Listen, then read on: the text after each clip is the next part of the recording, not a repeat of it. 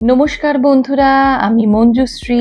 আজকে আমি নিয়ে এসেছি রবীন্দ্রনাথ ঠাকুরবাড়ির এক স্পেশাল রেসিপি। ঠাকুরবাড়ির অনেক রেসিপি আছে যেগুলো কিছু কিছু আমি হয়তো চাইছি আপনাদের সঙ্গে শেয়ার করতে। আজকে তার একটা স্পেশাল পায়েসের রেসিপি। আসুন দেখে নিন এটা কিভাবে বানাতে হবে, আর খেয়ে বলতে হবে এটা কিসের পায়েস। যদি বলতে পারেন তবে অবশ্যই প্রাইজ পাবেন। এটা হচ্ছে, দেখুন কেমন হয়েছে। আপনারাও সবাই দেখুন, এই পাপড়িগুলো দেখুন, হয়তো বুঝতে পারছেন, কিছুটা আন্দাজ করতে পারছেন এটা হচ্ছে পেঁয়াজের পায়েস। আসুন তাহলে দেখে নিন কিভাবে বানাতে হবে।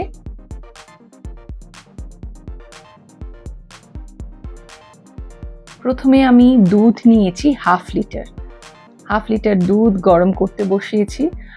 গ্যাসে গরম হয়ে গেছে, এবার আমি এতে দুটো এলাচ দিয়ে দেবো।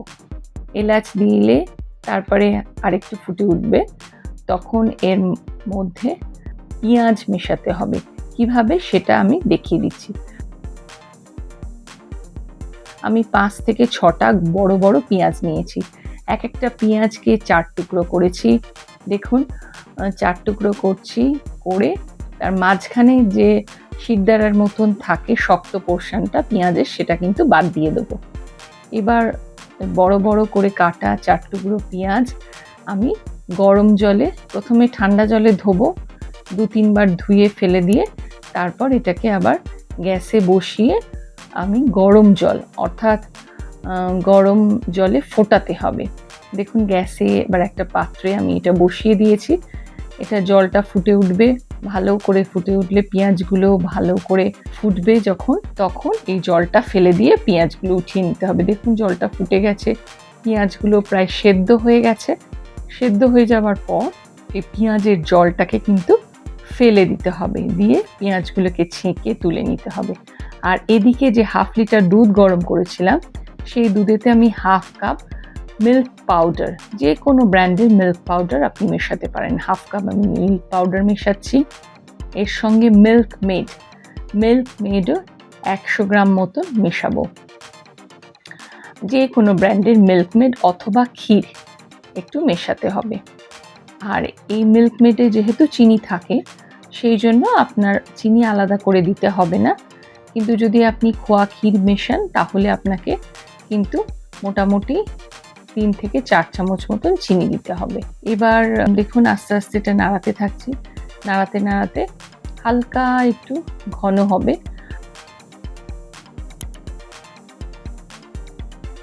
আর এদিকে এবার আমি জাফরান দুধের মধ্যে ভিজিয়ে রেখে দেবো। জাফরান একটা সুন্দর হালকা একটা ইয়েলোইশ কালার হয়। আর চিনি, এবার আমি চিনিও মিশিয়ে দিলাম।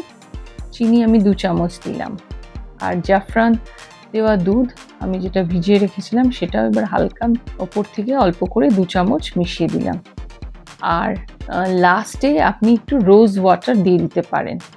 রোজ ওয়াটার দিলে খুব সুন্দর গন্ধ হয়। এবার দেখুন পেঁয়াজ যেটা আমি সেদ্ধ করে রেখেছিলাম, সেই সেদ্ধ করা পেঁয়াজ থেকে জল ছেঁকে আমি এবার ওই পায়েসের দুধের মধ্যে পেঁয়াজের পাপড়িগুলো মিশিয়ে দিচ্ছি। এবার আপনি দেখুন যে সমস্ত পেঁয়াজটা জল ঝরিয়ে দুধের মধ্যে মিশিয়ে দেওয়া হলো। সমস্ত পেঁয়াজ, বড় বড় করে টুকরো কাটা পেঁয়াজগুলো দুধে ভিজিয়ে দেওয়া হলো। এবার আস্তে আস্তে এটাকে একটু নাড়াচাড়া করতে হবে।